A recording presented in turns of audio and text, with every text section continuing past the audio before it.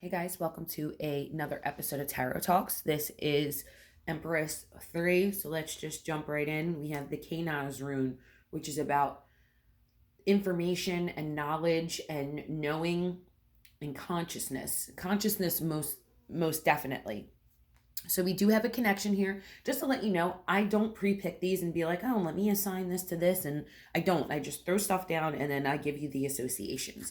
So like before, we have double associations here. The Kanaz rune is the element of it is fire, because it's the keyword to Kanaz is torch. It's the light of consciousness. And then we have Venus being its ruler. So we have the element of fire here in the wands, and Venus being the ruler here in the Empress. So we're talking about fire meets earth. So what happens when the not actual fire that ruins earth, that consumes earth, but we're talking about fire that enriches earth, that would be sunlight. And consciousness is also conveyed through sunlight. And I talk about sun gazing a lot. If you guys have an opportunity to do that, I do highly recommend that in the early hours of the morning, the first hour of rising, last hour of setting. It's the sun's rays are dimmer and you're able to actually look into it, and a lot of information comes through in light. Information is coded in light, and there's scientific evidence for that. So it works the same way. We can absorb light, we can absorb information and conscious knowledge from the sun. So that's what Kanaz is all about. It's about becoming conscious. So this reading looks to me like something is coming through, because the Empress always brings something through, something new to this realm, to this planet, to this earth. We have the Page of Wands, and pages are always in a place of learning. They are all examining their instrument, they're checking things out. So we might be put in a new situation, or we might be just discovering our power. And this is where I really think is going on here. We're discovering that we actually have control over things, and the power to bring things through, and the power to manifest things into realization and into this earth, into this realm. So the 6 of coins is Moon in Taurus. The moon is used in two different ways in astrology. It's used as a full belly and a kind of like a pregnant belly about to burst through with manifestation, and it's also used as a detriment. So sometimes when your moon is in Taurus, say if that's a part of your zodiac and your moon is in Taurus, you could have a hard time with hard work. You can have a hard time with consistency. You can have a hard time with making money or finding your way. But here in this card, the full moon is actually like a silver coin. So we are able to give, we are able to help and give back to people, as you could see in the imagery. And you also could be in the position where you are seeking assistance. Either way, 6 is a very beautiful number of love, giving, and sharing. So this could be, you may need to go ask for help to get this manifested, or you might get to a point where in helping someone, it might take you to a next level. So don't shun opportunities to be available to people, because I mean, I'm a prime example of this. I've actually built a little bit of a community from giving, and because I was told that I needed to give information, I needed to teach, I needed to share, and therefore I am spiritually elevated because of it. So there's a whole other half to giving. You're not just giving of yourself and depleting. There's a beautiful energy that's coming back to you. So you're receiving as well as giving. And that's what the number 6 is really about. So if we're talking about, hey, am I going to find love soon? It looks like you are going to discover something new about yourself. You're going to blossom into this beautiful new person, and you may attract somebody who's able to give to you, able to help you, able to share in this new life with you. But it's going to be a learning experience, because we have the page. It's something that is going to be beneficial to you. It's going to be a two-way street. You may actually end up being the giver and the receiver of love at the same time. Again, we have fire and Venus here, so passion and love is very much an elements that are going on in this reading. If we're talking about travel, um, get it down. If you're in a position where you feel like you are not able to travel at this time, but it is a goal of yours, we have the essence of Taurus here because Venus is the ruler of Taurus, which is the Empress, and then we have the Taurus on the left. Maybe you need to ask somebody for assistance. Ask your parents for a little bit of help. Maybe do a GoFundMe. That always helps people. You want to take this trip, this life-changing trip. I've seen people do this. Like, they've actually commissioned their friends to fund their backpacking trip through China. I've seen it. So anything's possible. Like, you don't understand how people will help you. And this is a really good card for that situation, for starting a GoFundMe, because people are generous. There are people all over this world who are looking to do stuff with their money and are looking to help people. So don't be afraid to ask. So when you get this card and it's upside down, this one, you may be in a position where you're in a detriment and you need to seek shelter from someone or seek financial assistance, that type of thing. So reversals usually just mean the opposite. There's no need to get yourself in a bind over a reversal. It's just the opposite. And again, if you know your numerology and you apply it, there it is for you. I mean, 6 is beauty, sharing, giving it, and love. And if it's upside down, you're not in that frequency. You're not going to be able to receive that energy at this time. So again, it's not about being psychic. It's about gathering all the information that you have and putting it into a reading. Do it the scientific way. And then eventually you start to exercise your intuitive muscles. And then you start to feel impressions that come through, slight nuances, things like that. And you'll see how the universe communicates those things to you. And you'll start to be able to note it and actually use it to your benefit.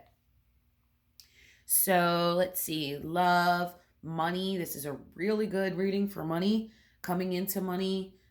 Someone may finance you. You also may hit it big and become a person who's in a position to help people. So this is a really good reading. There's good feelings and there's bad feelings to reading. So that's the first thing you want to look at is, what is the energy of this reading? Does it feel good? Or is it kind of like, ugh? I don't know if you ever did readings for people, but sometimes I throw cards down and I'm like, ugh, what is going on here? So let's change out 2 cards to give you guys some variety. Ooh, here we go. We have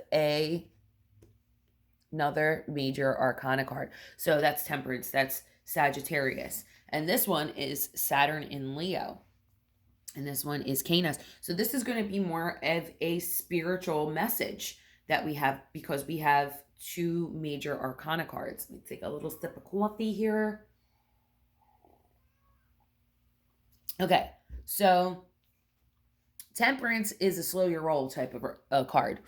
It's very much about balance, but balance in the fact that you need to figure it out. Figure out the balance. Because life is about balance. And sometimes we have a little too much of one thing and not enough of another. And we have to get it in there. So looking at this card, I feel like this may be like a grow up, wise up type of reading. 5s are always tumultuous. They're always about change. They're always about hardness, hard lessons. So this one is Saturn in Leo. So this card shows people working together and they're actually they look like they are building a pentagram or a pentacle, a star, a 5-pointed star. So it's not about one person. It's about getting the job done. So Saturn in Leo again is all about the self and look at me and I'm so fabulous. And that's what Leo is about. But Leo is also about love and bravery. But for this card, I feel like it's about setting the personal agendas or the ego aside and maybe settling the score with family Again, balance, and this five card, temperance, and the five of wands really feels like you need to get a situation together and figure it out. Maybe be the more the higher person, the more loving, caring person that shows your emotions. The Empress is also very, she's very loving, she's Venus. So maybe there's a situation where there's been a miscommunication, or there is a little tiff that's going on with people, and you need to be the bigger person. You need to show empathy, you need to show love, and that will actually neutralize and balance out the situation. And again, we have the Kano's room, which is about consciousness. So we're talking about using our higher self, using our higher knowledge, using the spiritual knowledge that we gain to apply it to the situation to fix things and make things better. So if we're talking about money or love, if we're talking about money, it's going to be, this is not something that you can do yourself. You're going to need to take on a couple people. You may need to hire some people. You may need to commission some people. You may need to help have some people volunteer, get some people excited about your cause. And it could be an artistic venture, because Venus is very much about the arts and about music. And then temperance, again, it's also about balancing the energies out. Like, who's good at this? Are we starting a music career? Okay, so we need right away. It's always just about making the music. I mean, I make music too, but say if you're trying to make it big and you're trying to be successful, here are the things you need. You need to have a producer. If you're not someone that actually makes music, you need to have someone that writes the music for you. You're going to be the singer. You also pretty much need video these days for people to actually even listen to your music or pay attention to you. They want to see it. They want to hear it and see it at the same time. So you need to have these elements to actually get yourself out there. And you might also need a fifth person to market you or help you with your online presence for photography, that type of thing, and people who are good with social media posts and all that kind of stuff. So that's about a team effort. A team effort is needed to make the thing happen, and there needs to be a balance, a perfect balance of these energies. Everyone needs to have a certain role or take a certain part, and Kanaz is the conscious knowledge of that. So if we're talking about travel, Sagittarius, the temperance card, does rule travel. So I mean, that is a little ding ding. If you're specifically doing a reading on travel and you get something in Jupiter or Sagittarius, it's going to be about an enriching and enlightening experience that always adds and balances out the soul. Travel always makes you a better person. It always gives you an experience that you're going to be able to put in your pocket and add to your life. And let's see, in love, again, we have the Empress, which is Venus. And this might be, not being so self-centered, maybe being a little bit more giving. And if you're looking for love, maybe be a little bit more loving, a little bit more accessible, show your emotions a little bit more. The cups, we also have the essence of cups in the temperance card, and it's a very watery card. So there we have, in the imagery, we have love and emotions and this give and take and this back and forth. So make sure that you're not so on the defense. Let down your defenses, let people in, give people a chance, open up that pathway for that giving and that receiving. Because sometimes, we just like, I want a man that's going to take care of me. I want a man that has a great job. Okay, well, what are you able to give, and how are you able to attract that person? Are you worthy of that person? So we're talking about a two-way street, a balance, getting a balance out there and bringing that knowledge to light. Again, you can't ask for things and just not be worthy of them and not do the work for them. So people, they want to manifest this perfect partner, but are you the perfect partner for that person? So there's a lot of work that needs to be done. So in tarot, for me, I feel like it's more like a therapy session. It's not like, hey, am I going to meet the love of my life, or am I going to get to travel? Like, what's going to happen in the future? It's like, no, these are the things that you have to do to get yourself to that space. This is the work that needs to be done. And that is really the magic of tarot for me. I feel like it really opened up astrology, and it opened up alchemy. And alchemy is a spiritual practice, whereas tarot is the actual physical practice. And once you know alchemy, you know about the steps that things take when they manifest. That's exactly what alchemy is. It is the steps to an enlightened soul. But everything in the world mirrors that same path and those same steps, and it really really helps you in life. It humbles you. It's a philosophy as well as a practice, just like kung fu. So that was my presentation. Oh, also, I wanted to actually go into this. This is actually I always wondered, what is the difference between a queen and a king and an emperor and an empress? Why do we have kings and queens, and then why do we have an emperor and empress? Well, kings and queens rule kingdoms, and emperors and empresses, they rule empires. So an empire is like the Roman Empire, where it spans multiple countries. Um,